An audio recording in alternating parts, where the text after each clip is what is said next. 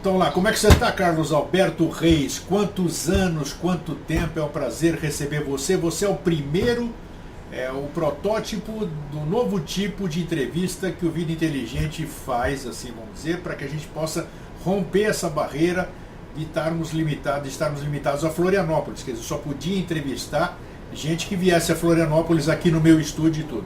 E agora com essa ideia de usar o Skype, que é uma ferramenta boa para a gente utilizar, então isso faz com que a gente possa conversar com os amigos, pessoas de grande potencial, de grande cultura, de grande conhecimento, espalhados pelo Brasil e pelo mundo. Então é um prazer receber você como protótipo, vamos dizer, aqui no Vida Inteligente, para a gente falar principalmente de uma coisa que ocupou boa parte, ou ocupa ainda boa parte das nossas vidas, digamos assim, né?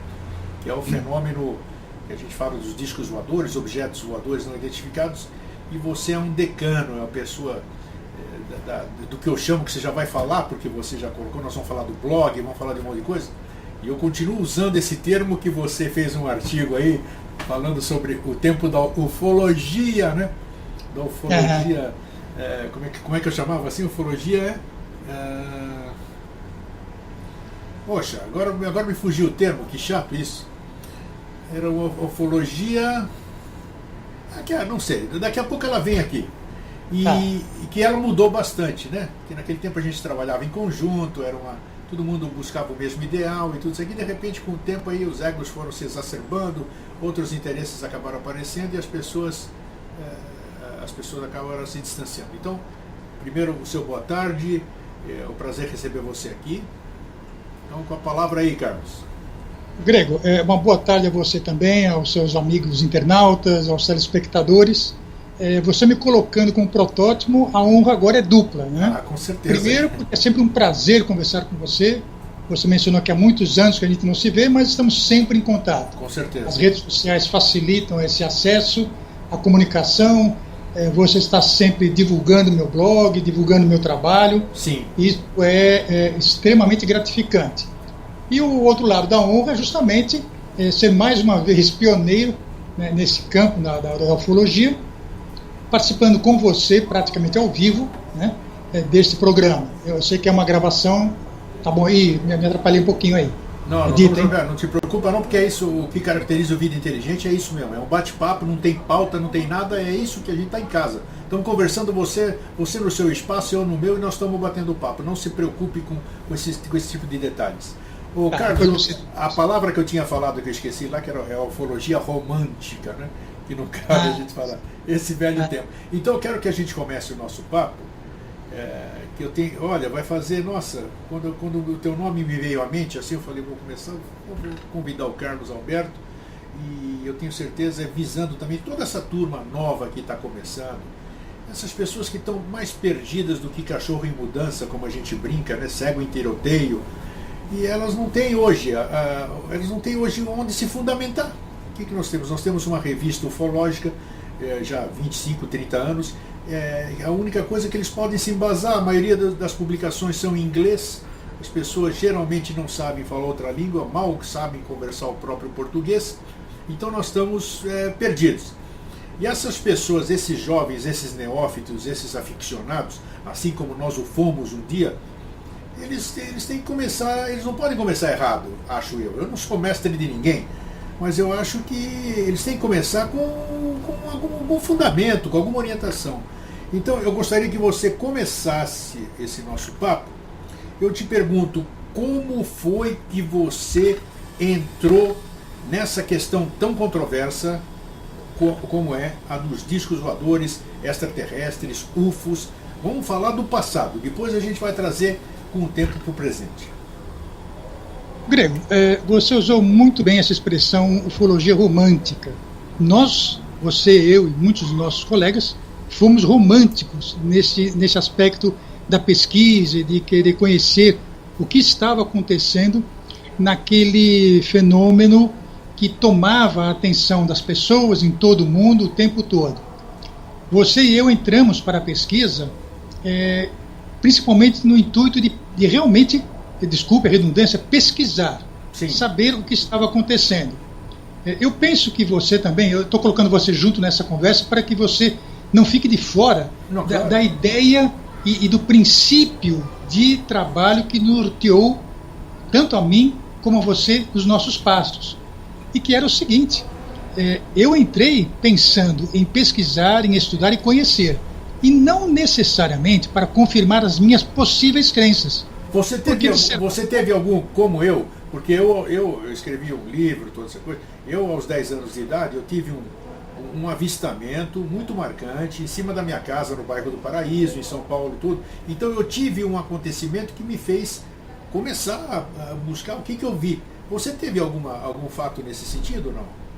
Não, eu nunca passei por nenhuma experiência, nem de avistamento, nem de contato telepático, essas coisas todas que te levou a entrar no universo. Simplesmente interesse. Na verdade, o gatilho para esse interesse. Gatilho, boa, isso. Gatilho. Foi muito curioso. Foi em 1971. Eu fui comprar um remédio para dor de cabeça e na farmácia tinha uma gôndola de livros, coisa que já não existe mais hoje. E 2 livros me chamaram a atenção. Um famoso escritor inglês na época, que era A História dos Discos Voadores e A Invasão dos Discos Voadores. Sim. Eu achei curioso aquilo lá. Naquele momento, junto com o comprimido, eu comprei os 2 livros. Eu tinha um trocadinho no bolso, porque eu quero esses 2 livros. E ali, como se eu estivesse com fome e não tivesse nenhum prato à mesa. E de repente eu tinha 2 livros de uma vez só. Olha só. A partir dali, comecei a ler os livros. Quebrei um pouco a minha timidez de conversar com os amigos próximos, amigos de jogar bola, amigos de ir no cinema, sobre esse assunto. E para minha surpresa, eles também gostavam do assunto, mas ninguém conversava sobre isso. E aí, Grego, não parou mais. Foi um livro atrás do outro, uma revista atrás do outro. Igualzinho, o processo é o mesmo, Então foi através da literatura, que nunca mais me separei dela, que eu fui dando os meus passos e fui alcançando um pouco do conhecimento e da bagagem que a gente tem hoje.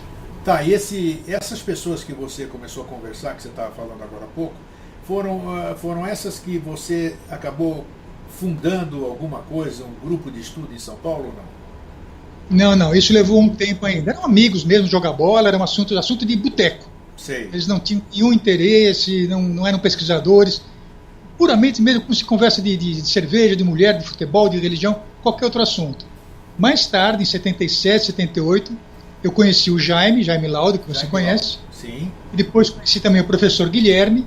E aí sim, as amizades começaram a ser dentro deste círculo de interesses. Né?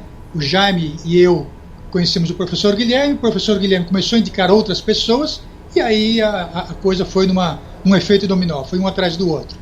Vinha conhecer o Birajara e os outros. Você chegou a fazer parte da Apex ou não? Não, só conhecia de nome, com o Max Berezovski e o Rubens Vilela. Isso. Conhecemos pessoalmente depois os 2, pessoas muito bacanas, muito envolvidas com o fenômeno. Sem né? dúvida. Eles tinham o Apex, depois o Jaime e eu fundamos um pequeno grupo, que era o CX, Centro de Estudos Extraterrestres, e depois, mais para frente, mudamos o nome para Centro de Estudos de Fenômenos Aeroespaciais, o que já demonstrava que nosso interesse ia além de um simples interesse pela ufologia, por discos voadores, claro, mas pelo que estava acontecendo, pelos fenômenos aeroespaciais.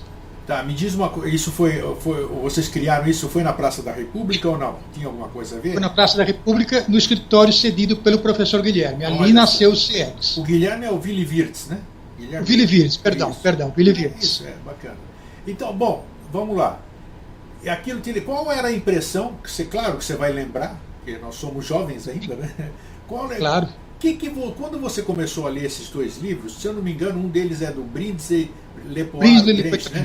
Esse mesmo, né? Os dois. Os dois. Qual foi a sua... Você começou a ver aquilo e o que você achou que era o fenômeno?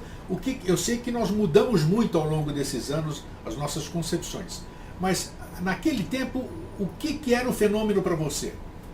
Bom, eu acreditava, evidentemente, na minha juventude, de 21, 22, 23 anos, quando a coisa começou a mexer comigo, eu acreditava sim que eles existissem, mas eu não tinha nenhuma informação.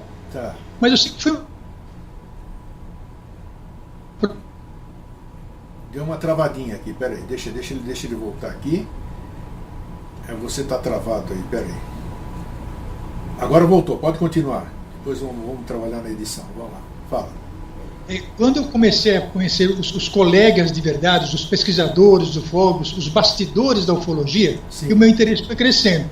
Mas ainda eu estava completamente atolado em dúvidas, né? Mas acreditando que os desfiladores deveriam existir. Eram muitos livros, muitas pesquisas, o mundo inteiro discutindo esse assunto. Então eu não era exceção, eu não era uma ovelha negra dentro da ufologia, claro, ainda não. Claro. Mas eu fui sempre pesquisando com os pés no chão. E, puxa, interessante, como é que a coisa acontece, como eram feitas as pesquisas.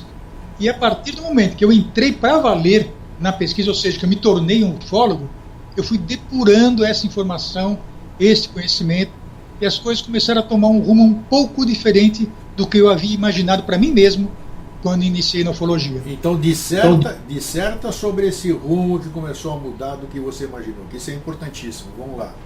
Tá, então veja, de 71 até 78 eu era só um interessado, um neófito, né? Assistindo às palestras, assistindo programas de televisão que falassem sobre o assunto, lendo noticiário de jornal, mais revistas, mais livros. Em 77, 78 eu conheci o Jaime, conheci o professor Guilherme e nós entramos para o mundo da ufologia. Vim conhecer o Rubens Vilela, o Max, o Salvatore de Salvo, o Flávio Pereira, Dani Granchi. Aí eu vi que eram pessoas sérias, eram pesquisadores interessados na pesquisa do fenômeno. E aí foi. Mas aconteceu o seguinte, Greg, em 82, 83, eu estava um pouco insatisfeito comigo. Opa. Porque eu senti que eu estava indo muito adiante. Você não estava indo muito adiante? Eu senti que eu estava um pouco parado, as pesquisas não estavam me satisfazendo. Entendi. A minha curiosidade não estava sendo atendida. Entendi. Eu continuava, de 71 até lá, eu continuava muito ignorante. Apesar das pesquisas, dos relatos, dos acontecimentos, fotografias e filmes. Quando, em 86, veja só que coisa curiosa, em 86, 85, 86, o Jaime me presenteou com um livro O Poder do Mito, do Joseph Campbell. Olha só! E eu já tinha lido o livro do Mito Moderno do Jung. Sim. E ali aquilo ficou me coçando um pouco, sabe? Falei, puxa vida, mas por que ninguém comenta sobre isto? A partir destas duas leituras, Grego, foi uma avalanche, aí não consegui mais, foi um tsunami na minha vida. Nossa, eu não consegui 86, mais eu desconhecia esse fato, Carlos Alberto. 86. Pois é, exatamente, nós nos conhecemos em São Paulo, num evento e tudo mais. Sim. Mas ainda muito incipiente esse conhecimento. Eu era, literalmente, desculpa a expressão, um completo ignorante nesse assunto. Claro, todos nós. Né? Mas chamou a atenção, né, a postura do Jung, um psiquiatra, um médico, claro, se debruçando com aquela seriedade sobre este tema, aquilo me chamou a atenção. Lendo Joseph Campbell, e a partir daí, uma literatura que não parou até hoje, falei, alguma coisa, tem fumaça aqui. Aquela expressão que a gente usa de vez em quando. Sim. Tem fumaça aqui. Tem alguma coisa que eu me interessei, eu quero saber mais sobre isso. E aí a coisa realmente desandou em termos de informação, de conhecimento. Então, para resumir, são 30 anos... Isso que eu ia falar, 30 anos. 30 anos que eu estou completamente mergulhado fora dos muros da ufologia. Mas eu levantei meu periscópio e falei, opa, tem mais horizonte aqui. Sim. E aí a coisa, aí realmente eu resolvi, a pouco, 86, 87, fui saindo lentamente. Em 89, o Lúcio Manfredi e eu publicamos uma edição especial para a revista Planeta. Sim. Que foi a obra especial. Ali foi praticamente o início do meu rompimento com a ufologia tradicional. Essa ufologia romântica que você se referiu no início. Olha que incrível, porque você está falando em datas e tudo isso que você está me falando, por isso que eu estou me surpreendendo pelo número de anos, assim, 3 décadas já, é que o tempo voa tanto que parece que foi ontem. Você, como ombudsman da revista UFO, eu ainda me lembro dessas coisas, parece que foi ontem. E pelo que você está me falando aqui agora, faz tempo pra caramba, né, rapaz? Exatamente. Quando o Javaé me convidou para ser o ombudsman da revista UFO, eu aceitei. Porque, embora eu já estivesse afastado da ufologia, exato, eu vi uma chance de depurar o que a própria revista estava publicando. Sim. Eu me contive. O próprio Javaé usou a expressão, a sua caneta, você escreve com caneta de sangue. Porque eu era muito duro na hora de bater, na hora de criticar. Eu me lembro bem. E aí chegou um ponto que eu mesmo falei, olha, não dá, eu estou batendo em pedra muito dura, isso não vai acontecer nada aqui. E resolvi sair, indiquei uma outra pessoa, porque eu estava muito preso à revista, eu queria voos maiores. O Scholla foi depois de você, né? O Scholla foi em seguida, foi indicação minha, sim. Uma indicação sim. sua, né? Foi bom. Um excelente rapaz, gosto muito dele. Isso, faz um certo tempo. Então tá, e desse tempo para cá, aí claro, não só você, outras pessoas também, você conhece um pouco da minha história, eu fui um sonhador, eu fui um viajor, vamos dizer. Romântico? Não, mas um romântico além da conta, o apaixonado, digamos assim, porque o apaixonado, na verdade, ele é um bobão, mas um bobão bem intencionado, ele é bobo porque ele está apaixonado. Concordo. E eu vi uma nave em cima da minha casa, é inesquecível isso, pode ser qualquer coisa que era aquilo, mas a evolução que fez, eu chamei vizinhos, meus amigos, meus pais, ficou parado um tempo, mandando calor para baixo ali, não podia ser, e depois ele se deslocou rumo ao Deixa que eu empurro lá no Ibirapuera, e nós acompanhamos, e quando chegou em cima do Ibirapuera, aquilo que foi o X da questão, um zigue-zague fabuloso que os nossos olhos mal acompanharam, e aquele troço saiu para o céu. O que era aquilo? Não sei. Era disco voador? Não sei. Era miragem? Não sei. Mas aquilo lá fez com que se desencadeasse isso. E eu comecei a acreditar em um monte de coisa. O nosso querido amigo e irmão, tão amado Birajara Franco Rodrigues, né? A gente tanto gosta dele, a recíproca é verdadeira. Ele dizia para mim, eu me lembro até hoje, ele falava, ele ia nos congressos onde eu palestrava, ele falava, Grêmio, eu não acredito em absolutamente nada do que você fala, mas eu te respeito porque eu gosto de você, porque eu vejo a sinceridade naquilo que você passa. Então é isso que eu digo. E tudo aquilo que eu já falei dentro da ufologia, aquilo que eu acreditava, eu passava de boa fé. Porque tem gente que é pilantra, que é picareta, que inventa história e vai lá, tudo isso aqui, né? Então realmente, mas eu não sei o que aconteceu comigo também. Escrevi livros. Nossa, eu tirei os livros de circulação, mas esses livros podem servir para outros, me falaram, não. Se não serve mais para mim, se não é meu ponto de vista hoje, não pode ser mais o de ninguém. Porque todas as pessoas que leram meus livros estão ligados comigo de uma certa forma ou não. Então não posso coadunar com isso aí. Então eu retirei. Foi um prejuízo financeiro muito grande. Mas a coisa muda, realmente muda. Então, e a gente tem que assumir, eu achei bacana você tem uma personalidade forte, você assumiu a sua postura. Você fala, pô, acreditei naquele tempo, eu tinha uma crença até lá, hoje eu não tenho mais essa crença. E você escreveu, já vamos falar disso aqui, você, Cubira, escreveram livros, fazendo isso aqui, arrumaram um monte de inimigos, né, por causa disso, gente que contra vocês, que vocês mudaram a bandeira, vocês foram, a CIA pagou vocês, calou a boca de vocês, essas coisas todas que a gente sabe. Então o bacana é que eu também falei um monte de coisas e hoje, eu não sei o que acontece, Carlos Alberto, cada um no seu processo, né? A gente desperta, uma hora a gente desperta ou dá um clique, ou você acorda diferente, e no meu caso foi uma nova visão sobre todas as coisas. Eu falo, não é assim mais. Hoje tá aqui, eu sempre falo ao vivo, não tenho vergonha, porque eu não devo nada para ninguém. Então, eu digo, eu assumo as minhas coisas. Hoje, eu não acredito em quase absolutamente nada. Eu plageio o Raimundo Wagner, que digo, hoje eu só acredito no pulsar das minhas veias, aquela música dele, né? Então, isso aqui eu sei, porque tá aqui, eu sinto a pulsação, isso é verdadeiro.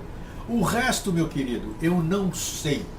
A gente viveu todos esses anos, a gente vive desde que a gente nasceu com a verdade dos outros. Os outros contaram para alguém, se alguém contou para nós, e nós, como papagaios repetidores, passamos para frente sem comprovar absolutamente nada. Né? Correto. Então nós temos que parar isso. A minha verdade, a sua verdade, é aquilo que a gente experienciou, e mesmo assim a gente pode estar enganado, muito enganado, né? Porque as experiências são assim. Então eu achei bacana você ter essa postura e assumir, que isso é uma personalidade, quem tem personalidade firme e idônea faz o que você fez, e outras pessoas fizeram também, né? Sair, houve nesse nosso meio, você sabe que existe muita intriga, muita briga, muita disputa de egos, coisa boba, né? Porque todos nós somos, na verdade, somos buscadores, né? E... Desculpa, continua. Pode pegar. Era mais ou menos isso que eu queria dizer. O Birajara, e eu gostaria de mencionar o seguinte, foram vários amigos e colegas que aos poucos moldaram, como você mesmo falou, essa minha maneira de olhar o fenômeno. Sim. E na verdade eu estava passando o tempo todo, passando a limpo a minha crença. Será que eu estou acreditando em algo real? O que está acontecendo está sendo bem pesquisado? E minha crítica sempre foi muito dura em relação à ufologia, porque os pesquisadores, os românticos, os de antigamente, eles mergulharam no fenômeno sem muitos critérios. Com certeza. Simplesmente acreditando na testemunha que acreditava no pesquisador. Então era um círculo vicioso. Né? Quando, através do Ubirajara, principalmente, que foi quando nós começamos a escrever o nosso primeiro livro, em 2005, nossa, através dele, eu acho que devo dizer isso. 11 anos já, 12 anos já. Nossa. Ele foi um mestre na questão de analisar o fenômeno, ou a própria vida de maneira geral, de maneira muito lógica, muito criteriosa, porque ele é um advogado, ele analisa os fatos do ofício dele à luz da razão. Claro. E a partir dali eu falei, puxa vida, é uma postura extremamente correta, sensata, é um exemplo que eu quero incorporar na minha maneira de olhar o fenômeno. Sim. E não teve jeito, quer dizer, em 2003, 2004, quando nós apertamos mais os nossos contatos, quando eu vim embora para Juiz de Fora principalmente, e pela proximidade que eu tinha com ele, nós resolvemos escrever o livro, e durante 4 anos e meio, somente através de e-mail, de telefonemas, atravessando a noite, é que nós preparamos aquele trabalho. Mas o que eu aprendi com ele é muito maior do que aquilo que foi para o livro. Olha Ou seja, a maneira de abordar o fenômeno, a maneira de encarar a própria pesquisa em si, a minha autocrítica foi passada por um filtro muito espesso, de maneira que eu tinha que olhar tudo aquilo que eu tinha feito antes, como é que eu poderia melhorar ainda mais, e através dele, através do nosso saudoso colega também, Ademar Eugênio de Mello, claro, grande Ademar Schwartz, que você, não sei se você conheceu, os Schwartz, sim. Pessoas que realmente foram balizadores para olhar o fenômeno. E, obviamente, como você mesmo colocou no início, o fenômeno sempre fez parte da nossa vida. São hoje 45 anos de pesquisa que eu tenho, e 2/3 da minha vida. É evidente que eu incorporo aquilo que eu aprendi no fenômeno para a minha vida pessoal, né? E a partir de 2005, 2006, quando comecei a escrever o livro com o Ubirajara, eu vi que realmente este era o meu caminho e que eu precisava realmente fazer um trabalho muito sério nesta linha de pesquisa. E você isso criou inimigos, criou desafetos, claro. com amigos queridos, inclusive, que não olharam o lado da pesquisa, mas o lado de quem estava fazendo pesquisa. Perfeito. E só foi isso. Né? Mas isso é o livre-arbítrio de cada um, né? Cada um escolhe o seu caminho. Claro. Então, sim. Me diz uma coisa, esse livro do mito, né? A desconstrução de um mito. Desconstrução de um mito, que nós vamos colocar na tela agora, ele foi muito contundente. Eu tenho certeza que pouca gente se dignou a ler. Primeiro porque eu fui um dos incentivadores, você lembra? Eu divulguei dentro do Vida Inteligente, fiz entrevista com o Bira, divulguei bem e continuo divulgando até hoje. E eu li o livro. Trata você por isso. Eu li o livro. Não tem que agradecer porque nós estamos no mesmo barco. É isso aí. Nós não podemos remar contra uma coisa que nós... É idiotice. Então, mas é um livro que acaba com a nossa ilusão, até do próprio ufólogo. Até aquele do boa fé tudo, ele fala, opa, peraí, eu tenho que dar razão pelo que eu estou lendo aqui. No mínimo, peraí, eu posso não concordar, mas eles têm razão. Então, deixa eu pensar nisso. Então, você está lendo aquilo lá, eu vou ler, é de um colega, mesmo que seja um colega que eu sou antagônico, eu tenho que ler, ele pode ter alguma resposta que eu preciso, né? Até para contra-argumentar, se for preciso. Claro! Então aquilo fez as pessoas que são sérias pelo menos no que querem na vida, não um pesquisador sério, não que isso aí é besteira, se dignaram a ler aquilo, e aquilo trouxe muita luz para aquelas que queriam ver realmente. Então foi um trabalho maravilhoso, que é um trabalho que você não pode ler de uma vez só, aquelas 400 páginas lá. Lá dentro você vai se perder. Para ser digerido aos poucos. Exato. Fora de ser digerido aos poucos, ele tem que ser lido periodicamente. Quando você tiver um tempo, daqui a 3, 4, 5, 6 meses, releia o livro que você vai ter um outro entendimento. Então é uma obra que eu acho que todo neófito, acho um pouco difícil para neófito, mas não tem problema. Ele pode não entender hoje, mas amanhã ele pode ter o grau de entendimento que eu falei para você. Então é importante. Eu acho também que você está fazendo, eu estou atropelando um pouquinho porque nós temos muita coisa para falar. Você está fazendo um trabalho maravilhoso que... Lembra que eu comecei para você assim, eu falei, Carlos, eu tenho uns textos teus, eu vou fazer um blog com o teu nome, você lembra? Lembro. Então eu fiz um blog que você tinha sobre ufologia, eu achava maravilhoso o que você escrevia. Pô, sou teu fã. Você tem o dom de escrever, e escrever as coisas são contundentes. Então eu comecei a divulgar, e depois disso você falou, pô, Grego, eu vou fazer o blog, né? E Isso. você fez, e você está sendo muito feliz, pelo menos para mim, assim, e para outras pessoas com as quais eu compartilho. Ainda bem que eu tenho comunidades, eu tenho listas há 20 anos, então tem o programa de TV, então é bom que eu tenho penetração, eu posso levar as coisas boas para as pessoas. E o trabalho que você vem desenvolvendo hoje, pô, rapaz, eles podem falar o que quiser de você, rapaz, mas para as pessoas que são sérias, as pessoas que querem ir atrás do fenômeno, as pessoas que andam desarmadas de verdade, elas têm que ler o que você escreve. Porque você é o cara que dá, hoje, desculpe pelo cara, né? Você dá o tapa na cara das pessoas. Enquanto eu estou sonhando, vamos dizer, eu estou falando um monte de coisa, você vem e me dá um tabefe no meio da orelha e eu dou uma despertada. Carlos, por que você me bateu? O Grego, é porque você estava dançando além do salão, pô, você não percebeu que você estava lá fora? Eu estou te trazendo de volta para o salão. Então o que você escreve lá faz as pessoas pousarem, e é importantíssimo. Quantas pessoas eu vejo nas comunidades, na Ufobras, na Ufolista, na Exobiologia e Companhia, nas minhas outras comunidades, quantas pessoas contestam, quantas pessoas ficam bravas, quantas pessoas acham legal o que você escreve. E é isso, rapaz. Então você é um cara que você pode dormir tranquilo, porque independentemente de você estar agradando ou não, você está fazendo uma coisa que você sabe que é verdadeira, está vindo puro de você, você não vende o seu blog, você não impõe coisa nenhuma, e você faz uma sátira da coisa, fazendo com que a pessoa vai lá atrás te contradizer, arrumar argumentos para contradizer o que você está escrevendo lá. Então eu acho que você é um fator de equilíbrio hoje. Me sinto feliz de ter trazido você de volta, porque a gente não pode perder ufólogos do seu quilate. Não podemos deixar alguém lá. Principalmente no mundo dos vivos aqui. Dizem que o mundo de lá também é o mundo dos vivos, mas não lembro de nada de lá, nem sei se tem lado de lá.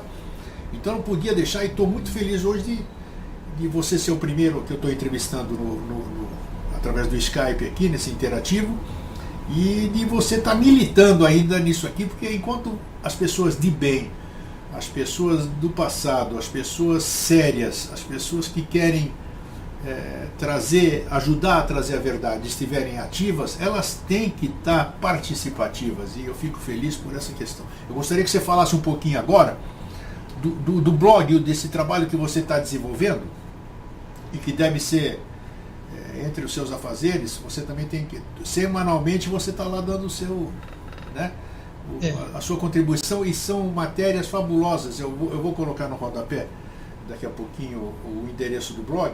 E me fala um pouquinho qual é a sua intenção com esse blog, de levar para as pessoas, que na verdade você sabe que você está levando polêmica, né? Porque do jeito que a ufologia está sendo conduzida, nós estamos com ausência, você sabe disso, você continua acompanhando, nós estamos com ausência de fenomenologia. Você não ouve mais, engraçado, né? Nós estamos no século XXI, temos o telescópio, temos o telefone a todo momento, temos tudo aí, e não aparece mais nada agora. O que aconteceu? Eles foram embora? Eu gostaria só de retomar com relação à desconstrução. Vamos lá, vamos voltar lá.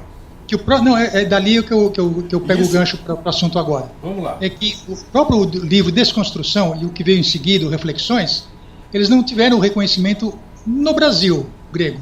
Entretanto, principalmente em Portugal e na França, eles tiveram sim. Através do nosso colega Joaquim Fernandes, que recebeu o livro, gostou, sim. E a partir dali, ele me convidou a primeira vez para escrever para a revista Consciência, que é da Universidade Fernando Pessoa de Portugal. Então, o Birajara e eu escrevemos o primeiro artigo, foi o primeiro artigo de ufologia para uma publicação acadêmica em Portugal, com autores que não eram de Portugal. Sim. Já pus uma porta. Isso foi, para nós, uma satisfação, de um orgulho muito grande. Claro, puxa.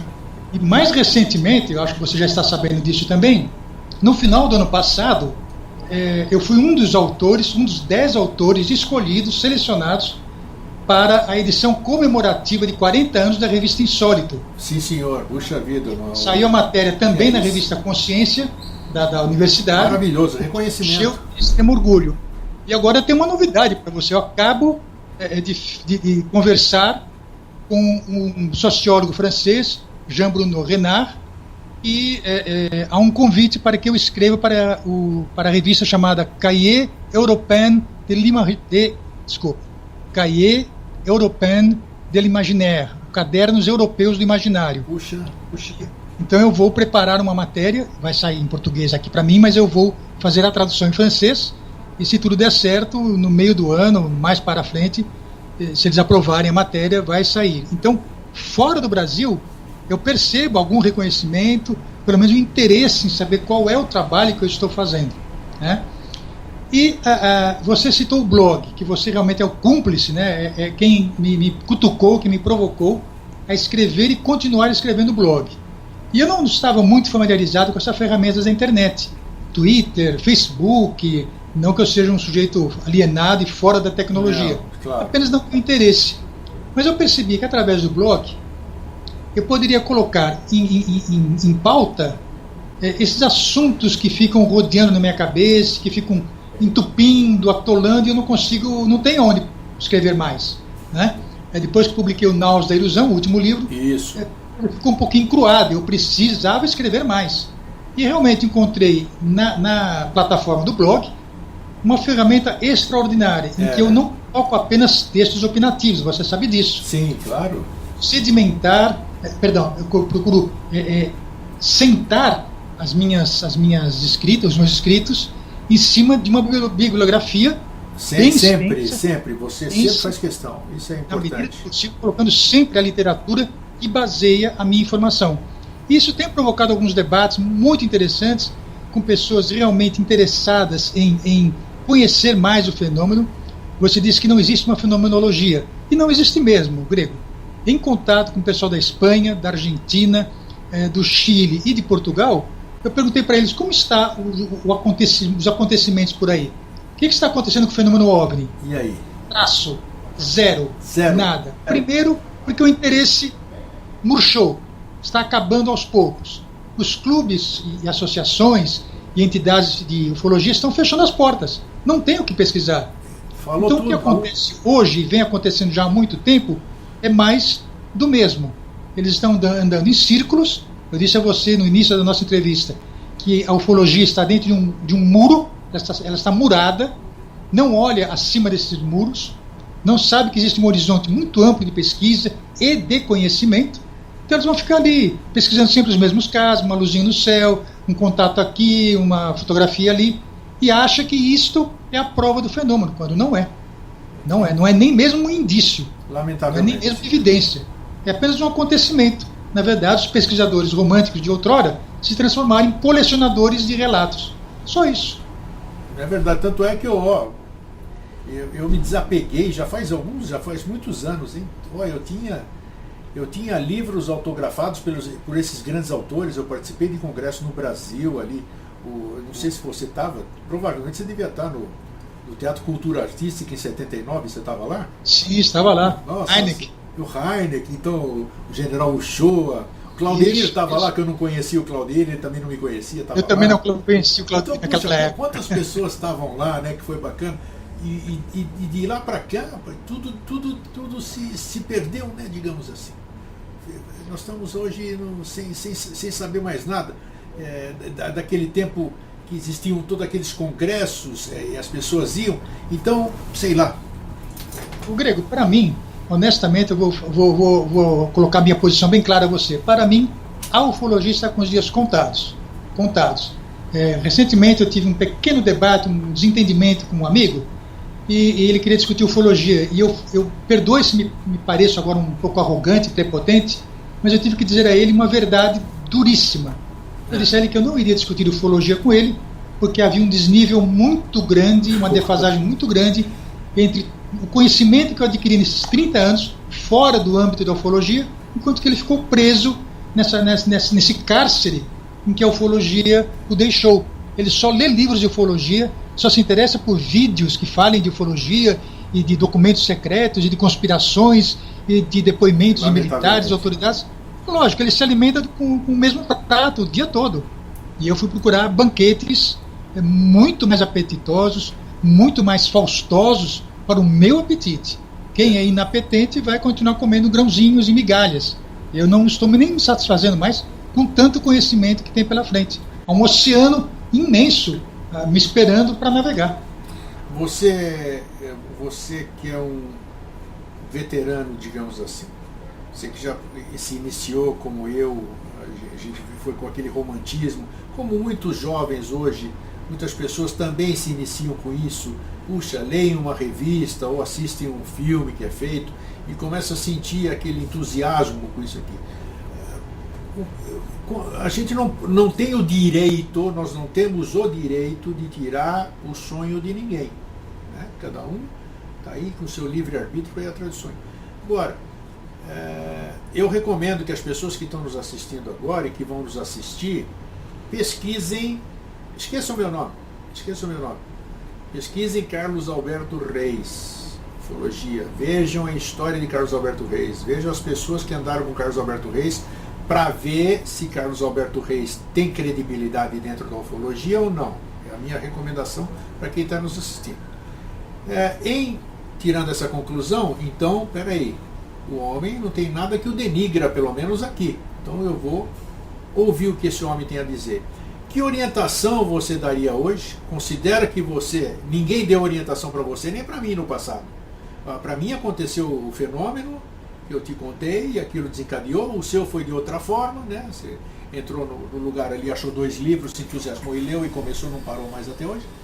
Como você orientaria hoje esses aficionados, essas pessoas que criam empatia com o estudo do fenômeno? Como você os orientaria na qualidade de um papai falando para o seu filho, vamos dizer? Sem tirar o livre-arbítrio dele, sem mandar ele estudar o que ele não quer, né? Ele chega, pai, você tem um filho, ele chega, pai, eu vi um negócio hoje e um amiguinho meu me falou que viu um disco voador. Como você se comportaria? Você me coloca numa posição muito difícil, porque eu sei. Lembre-se que eu passei 30 anos. Você tem condição de responder, porque senão eu não perguntava. Pois é, mas eu passei os últimos 30 anos dentro dessa pesquisa, né? Não foi, acordei na segunda-feira, hoje vou pesquisar diferente. O que eu diria, e o que eu muito sutilmente, às vezes não tão sutilmente digo no blog, é o que eu vou ter que dizer aqui agora. Eu trabalho com a realidade de carne e osso. Eu não vivo de sonhos, não vivo de ilusões. A ufologia não é a única matéria, a única questão que eu critico duramente. Sim. Eu critico todas essas muletas metafísicas que eu já tenho colocado no meu blog, e toda essa mística, esse esoterismo que é absolutamente vazio, os oráculos e tudo mais. O que eu tenho feito para que eu não pudesse incorrer em erros graves foi estabelecer pontes de conhecimento. Eu acho que essa é a grande chave para você estudar e conhecer qualquer tema, qualquer assunto. No caso da ufologia, me parece um pouco mais complexo, porque eu estendi pontes entre a ufologia e praticamente todas as outras matérias do conhecimento humano. Claro. Não é só mitologia, como eu comecei com a mitologia, mas eu vi que a própria mitologia não me trazia todas as respostas que eu estava procurando. Então eu comecei a olhar a sociologia, biologia, astronomia, astrofísica, abri o leque. Claro. Então a sugestão que eu dou, a recomendação que eu dou, é que as pessoas interessadas em ufologia, em conhecer o fenômeno e não em afirmar as suas crenças. Totalmente diferente, isso. Bem colocado. Que ela estabeleça pontes. Bom, a pessoa vai dizer assim, meu filho vai dizer, mas pai, eu acredito em disco voador. Falei, tá bem, eu vou respeitar a sua opinião. Então vá pesquisar. Mas não fique preso na ufologia. Se você não tem as suas respostas, e a ufologia não tem há 70 anos, não tem nenhuma resposta, procure fora da ufologia. Alguma coisa você vai encontrar como eu encontrei. Eu também não tive um orientador. Eu disse agora há pouco, do Birajara, do Osni, do Ademar, eles me fizeram não pesquisar a ufologia de modo diferente, mas olhar o mundo de maneira diferente, com mais racionalidade, com mais lógica, com mais lucidez, e não tão apaixonadamente. Isso, muito importante. Estes ensinamentos, falei, puxa, esses caras conhecem o ofício. E a partir daí eu comecei a depurar, como eu falei, o meu conhecimento. A ufologia não me responde? Alguém tem que dar uma resposta. Ela tem que estar em algum lugar. E não há mistério na vida. Basta você realmente ir atrás daquilo de onde o mistério pode estar. Muitas coisas hoje nas nossas vidas não são mais misteriosas. Tem razão, muita coisa. E outras vão permanecer, porque são mistérios da natureza. A vida, a morte, o amor, tudo isso são a metafísica que vale a pena você estudar. Sem dúvida. Mas anjos, mística, esoterismo, discos voadores, para mim, hoje, tem uma resposta. Embora alguns achem que não, mas as respostas da ufologia, para mim, estão fora dela. Eu não sou o dono da verdade. As respostas da ufologia estão fora dela. Fora dela. Por isso que eu estabeleci pontes. Quer saber sobre ufologia? Ande por esta ponte, por esta e pelas todas as outras. E você vai encontrar as respostas. Por que precisamos acreditar em disco? Olha um bom tema aí para o próximo assunto do teu blog. Importante isso aí. Ó. Eu já tenho 5 blogs prontos. Então beleza. Mas tem algum desse desenvolver nisso que você acabou de dizer agora? Tem. Já estão 55 blogs. Gostei muito desse negócio. As respostas da ufologia estão fora dela. Eu vou gravar essa frase. Já gravei. Já gravei. Você tem que atravessar a ponte, não pode ficar no meio dela. Atravessa a ponte, vai até o outro lado. Se você acha que a resposta não foi suficiente, não te esclareceu, volte e pegue outro caminho. Porque as respostas estarão lá. Não há dúvida alguma. Né? E quando eu estabeleci essa linha, essa plataforma de trabalho de estabelecer pontes, eu confiei em 4 pilares fundamentais. Opa, vamos a eles. A cultura, a história, o imaginário, fundamental, e a ficção. Olha todas só. Elas são os pilares. Cultura, história, imaginário e ficção. Exatamente. Muito interessante. São as 4 pontes principais, as 4 artérias principais. E elas me levaram a outros caminhos. Quando eu falo história, é a nossa história, a história da humanidade, principalmente a partir da segunda metade do século passado. Se você parar para pensar, e isso está colocado no último livro, tudo começa a acontecer em forma revolucionária a partir dos anos 50 para cá. Quando a gente chegou aqui, né? Quando a gente chegou no planeta. Tá aí, ó. Não, tudo aconteceu, tudo começou a acontecer. A contracultura, a nova era, a revolução cultural, a revolução de comportamento, tudo isso foi acontecendo.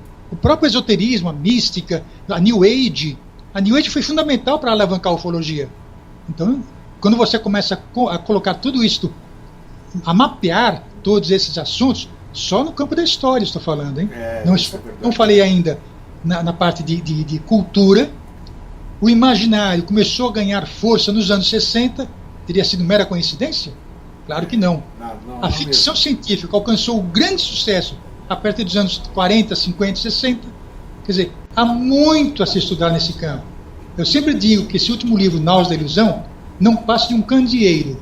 E o candeeiro, você sabe, é aquela luzinha que vai na frente conduzindo o carro de bois. E o candeeiro, ele ilumina 2 vezes. O caminho de quem vai à frente e o caminho de quem vem para trás. Com certeza.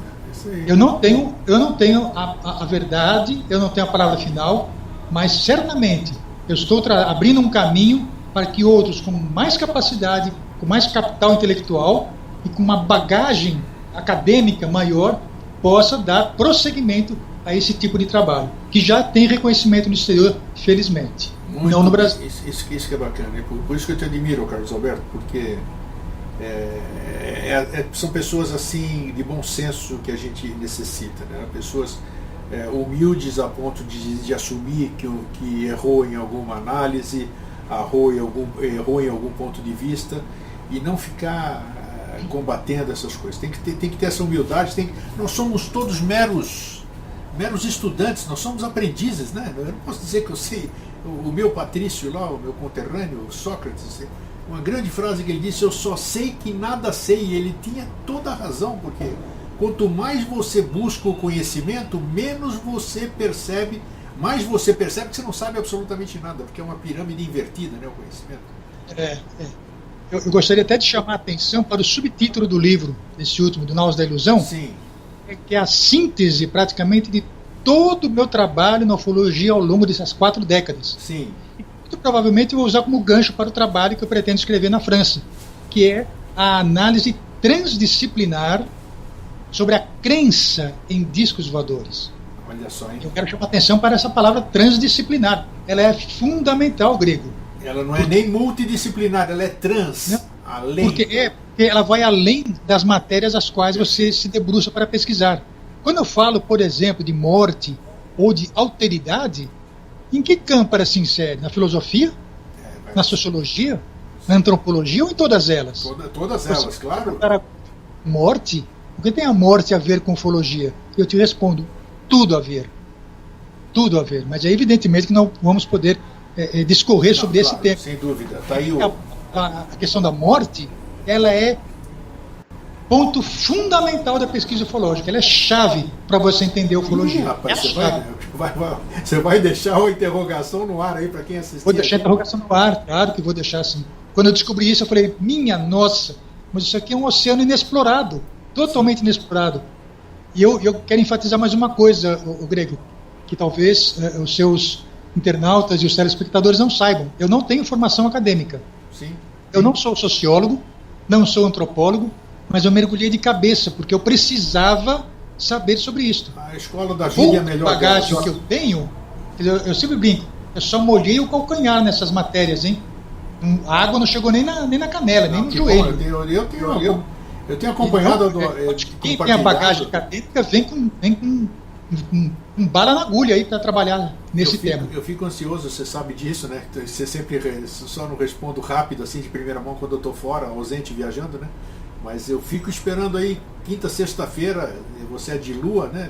Geralmente é na sexta-feira que você solta. Sexta, sábado, Então, a matéria, né? Então eu fico, puxa, o que o Carlos vai mandar essa semana? Porque eu sei que é coisa boa.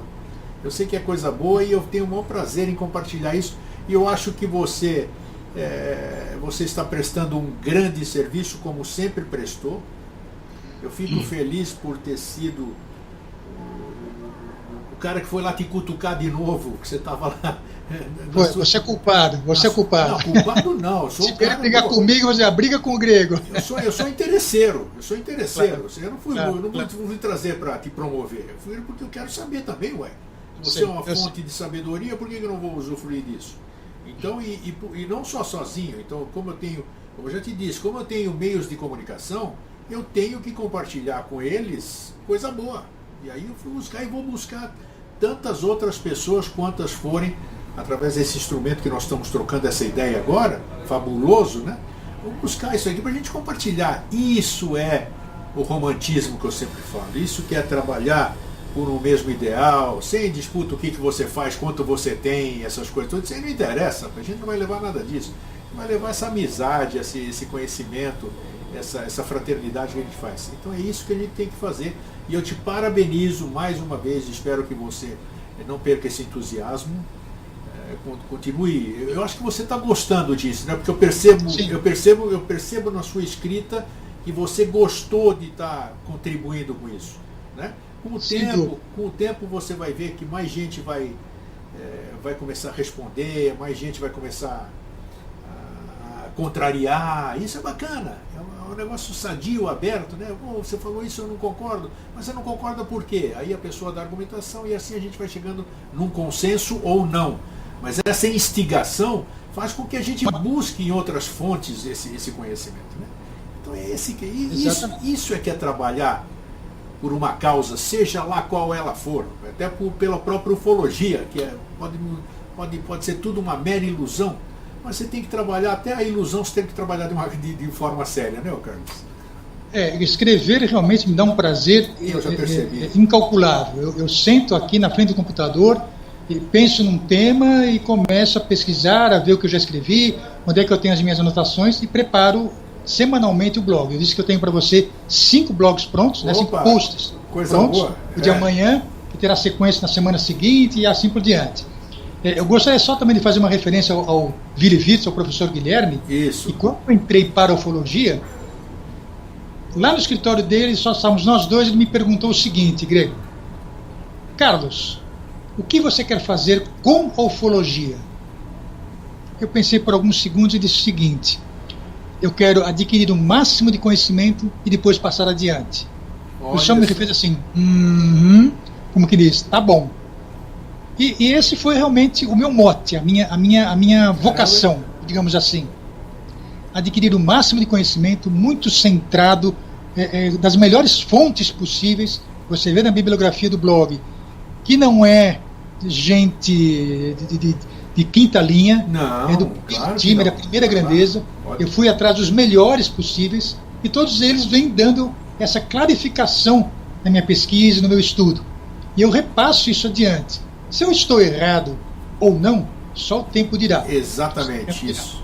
Mas eu estou muito seguro e também imbuído de muita coragem para assumir essas minhas posições de crítico, de um analista frio. Eu continuo apaixonado pela ufologia, caso contrário, eu não escreveria mais nada. Ninguém trabalha sem motivação. Absolutamente sem motivação, sem tesão nenhum, sem vontade. Isso. E saco, eu tenho que escrever alguma coisa. Não.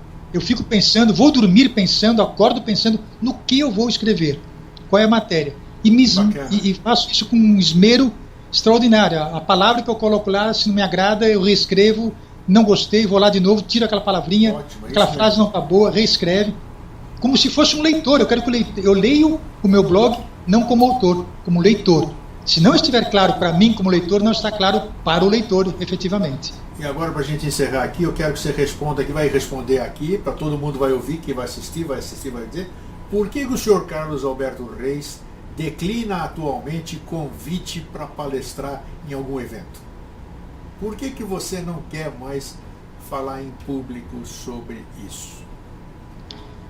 É mais uma resposta dura que eu vou ter que dar. Vai, estou te perguntando, estou te dando a ufologia não é mais o meu público. Olha. O que eu vou dizer, eles não é o que eles querem ouvir, eles gostam de ouvir. É o que eles precisam ouvir. Então metade da plateia vai sair no meio do caminho. Eles querem ouvir falar de contatos, de seres angelicais, sobre os irmãos cósmicos. Eu não posso fazer isso. Eu tenho que ser coerente com a minha linha de trabalho. Brilhante, eu sabia que você ia responder isso. Não pode ser diferente. E você disse uma grande Eu não me negaria a um debate, mas desde que fosse um debate inteligente, você com disse pessoas uma grande verdade. Com algum nível intelectual para um debate inteligente. E o ufólogo hoje está preocupado com a ufologia dele. Você sabe que 2012, eu fui convidado para participar de uma feira mística, da Feira Mística em São Paulo, que é a Mystic Fair. O tema da minha palestra lá, são palestras gratuitas, né? Foi bom, lotou a sala, porque o tema era polêmico. Eu falei, 2012, o ano em que faremos contato. Esse foi o tema da minha palestra. Puta, encheu, né? Encheu, tinha umas 300 pessoas ali, mais ou menos, salas grandes, onde lá um lugar da imigrantes ali, é o centro de convenções. Quando eu comecei a discorrer sobre a palestra e dizendo que no dia 21 de dezembro de 2012, quando estaria acabando o calendário maia e tudo aquilo lá, eu disse que nada aconteceria além do aniversário do meu filho mais velho, que aniversaria no dia 21 de dezembro de 21 de dezembro, você não imagina o número de pessoas que começou a sair da sala, frustrada pelo fato de eu não levar a eles nenhuma informação de tragédia, nem de fim de mundo, e nem da chegada dos extraterrestres. Então você acabou de responder. Você falar para um público para o qual você vai desagradar aquilo que você vai dizer, realmente é desestimulante, né? Você vai estragar o evento das pessoas participando de uma coisa que elas não querem ouvir. Lamentavelmente é isso. Tá, então, só dois comentários. Quando eu estive em Paris em 2015, a passeio com minha mulher, eu tive um jantar com 5 pesquisadores. Talvez pelo menos 2 deles você conhece, que é o Jacques Escornot. Sim. E o Pierre Lagrange. Tá. Naquela ocasião, em que nós fomos um jantar extremamente amigável, espetacular, inesquecível, eu diria, naquela ocasião eles fizeram um convite para que eu voltasse a Paris para fazer uma palestra numa reunião que eles têm mensal. Só que, evidentemente, eles não poderiam pagar a passagem e tornou-se inviável. Claro. Mas até hoje eu tenho contatos com eles, e foi através desse contato que eu tive contato com Jean-Bruno Renard para poder fazer o trabalho nesse Cadernos Europeus do Imaginário. E o último registro, essa publicação, ela tem no seu corpo científico, na sua comissão científica, que avalia os trabalhos, 2 nomes que eu me assustei quando eu vi, eu não sabia, que é o Edgar Morin e o falecido Zygmunt Bauman. Puxa, gente... Então imagine você que se o meu trabalho for aprovado, Nossa. eu vou para as nuvens, né? Quer dizer, no exterior você tem algum reconhecimento, infelizmente. Mas aqui a plateia, se você não fala o que ela quer ouvir, o que ela gosta de ouvir, ela sai. Falou tudo. Olha, Carlos, fiquei feliz, estamos em cima da hora, fiquei muito feliz porque eu tenho certeza de que a nossa conversa contribuiu muito para o discernimento das pessoas. Vai agradar alguns, não vai agradar outros, mas todo mundo pôde perceber, tenho certeza, a boa intenção da gente passar isso aqui que a gente está, as nossas reminiscências, as nossas boas lembranças, e a nossa ainda mostrando que nós ainda continuamos buscando, continuamos abertos, continuamos sendo humildes. Eu não gosto de usar a palavra humilde, porque quando a gente diz que a gente é humilde, a gente deixa de ser, porque ninguém diz, o humilde não diz que ele é humilde, mas nós continuamos sendo buscadores. Você continua buscando, você continua pesquisando, eu também estou aí sempre querendo saber, mudo de opinião, se alguma coisa me convence que eu estava errado, eu mudo de opinião, então isso é bom. Então é isso que a intenção era passar para essas pessoas, chamando você, todo esse entusiasmo que nós ainda temos, toda essa história, para que isso possa servir de fomento, de incentivo, para que essas pessoas busquem as suas respostas de uma forma correta, de uma forma pé no chão, de uma forma amigável, de uma forma fraterna. É isso. Eu gostaria das suas considerações finais, o recado que você dá para essa turma. Vamos voltar a conversar numa outra oportunidade, ou talvez um outro tema que a gente converse depois em private e a gente acha que seja oportuno a gente abordar de novo. Se você achar que isso eu acho que é importante a gente trazer toda essa experiência de todo esse tempo para compartilhar com essa turma, com esses nossos colegas. Eu que agradeço a você por esse espaço, por essa oportunidade. Isso é muito raro de acontecer atualmente. Você tem sido um amigo, um irmão fabuloso, fantástico, não só pela amizade e pelo respeito recíproco que nós temos, mas porque você dispõe desse espaço e abre as portas àqueles que querem realmente apresentar um trabalho minimamente honesto. Claro. Quando eu disse a você que eu tenho a coragem de assumir a minha postura, é a mesma coragem que eu terei se tiver que reconhecer que errei. Claro. Simples assim. É isso aí. Carlos. Bem, muito obrigado mais uma vez e obrigado pela honra de abrir o novo formato do seu programa. Então tá bom, meu querido. Foi um prazer e até breve, tá bom? Forte abraço. Até breve, um abraço. Outro, tchau.